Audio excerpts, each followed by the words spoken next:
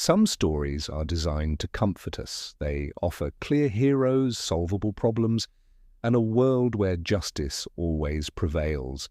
But what happens when a story refuses to play by those rules? What if it holds up a mirror not to our ideals, but to the cold, random, and often brutal nature of existence itself? In 2007, the Coen brothers released a film that did just that. It was a film that felt less like a story and more like a document, a warning. This is how No Country for Old Men broke the rules and changed storytelling forever. Number 5. The absence of a score. From the earliest days of cinema, music has been the storyteller's most powerful tool, guiding our emotions, telling us when to feel suspense, relief, or sorrow. No Country for Old Men dared to remove it almost entirely. The film unfolds in a world of unsettling quiet, punctuated only by the hum of a refrigerator, the crunch of boots on gravel, the wind howling across the Texas plains.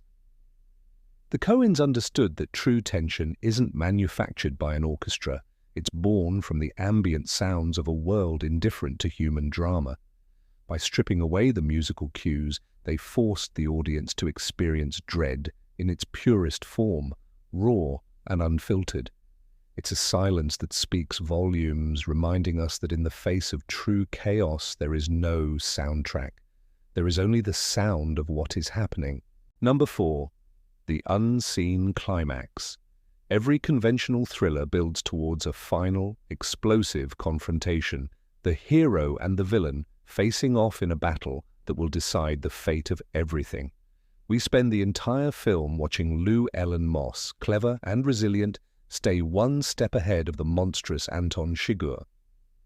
We brace for their inevitable showdown, but it never comes. Llewellyn's death happens off-screen, reported to us in the same detached, unceremonious way it would be in a local newspaper. The Coens deny us the catharsis we crave, the closure we've been conditioned to expect. The reveal is not a battle, but a void. Llewellyn was not the protagonist of a grand myth. He was just another man who made a fatal mistake. The story was never about him winning. It was about the certainty of his end. Number 3. The ambiguous villain. Anton Chigurh is not a typical antagonist. He isn't driven by greed, revenge, or ideology. He is something far more terrifying, a principle. A self-proclaimed agent of fate operating on a code that is both rigid and completely arbitrary. His coin toss is not a gimmick, it's his philosophy made manifest. It removes personal motive and replaces it with the chilling randomness of the universe. He doesn't kill out of malice, but out of a perceived obligation to the path that events have taken. This makes him impossible to reason with, to bargain with, to understand. He is not a person to be defeated, but a force of nature to be weathered. Chigurh represents the idea that the most frightening evil isn't personal, it's impersonal, a dark logic that exists outside of human morality. Number 2. The powerless protagonist. We are trained to believe that the protagonist is the story's central agent of change. But in No Country for Old Men, the true protagonist is Sheriff Ed Tom Bell, a man who does almost nothing to affect the plot. He is always one step behind, arriving at crime scenes after the violence has already passed. He is an observer, a narrator of a new kind of darkness he can no longer comprehend. His struggle is not with criminals, but with his own obsolescence in a world that no longer makes sense. The film's emotional core lies in his quiet resignation, his realization that the old rules of good and evil have been erased. He isn't the hero who saves the day. He is the witness who understands that the day cannot be saved. Number 1. The anti-ending. After denying us a climax, the film concludes not with a resolution, but with a quiet conversation over coffee. Sheriff Bell, now retired, recounts 2 dreams to his wife.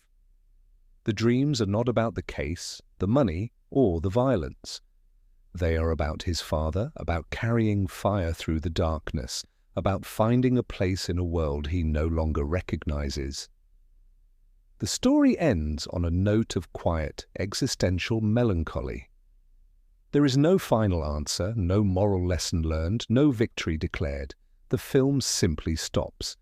It leaves us with the same haunting feeling that Sheriff Bell carries, a sense of profound unease and the quiet understanding that some darkness can't be fought.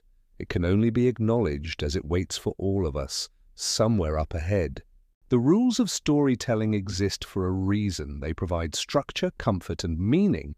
But No Country for Old Men suggests that meaning is a luxury we invent for ourselves, that beneath the surface of our ordered lives lies a reality governed by chance and consequence, a reality that doesn't care about our need for a satisfying ending. The film's greatest legacy is not in the rules it broke, but in the unsettling truth it revealed, that the most honest stories are not the ones that end neatly, but the ones that leave us staring into the silence long after the credits have rolled. Thank you for watching.